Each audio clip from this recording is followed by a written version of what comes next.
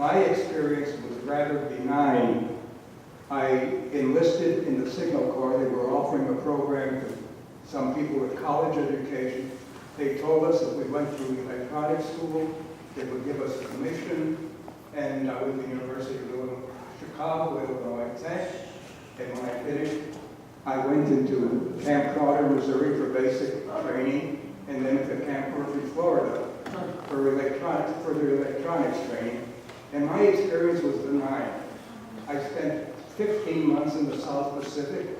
I never had a gun pointed at me, and I never had a pointed gun at anybody. My brother, who was 4 years younger than I, was drafted. He had no choice. You see how big I am? Well, he's much smaller. Where did they put him?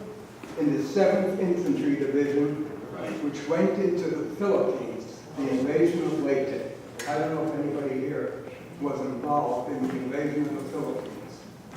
We were lucky we accidentally met in a replacement depot in New Guinea.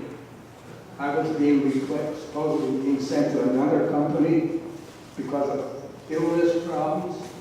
He had been evacuated from the Philippines. You know what the people from Auschwitz looked like? I have a picture. He looks just like a concentration camp resident. He came out with malaria, kidney infection, and what today they call post-traumatic stress disorder. In those days they called it combat fatigue. He wound up in the VA hospital. He made a recovery. He had malaria several times after he came out.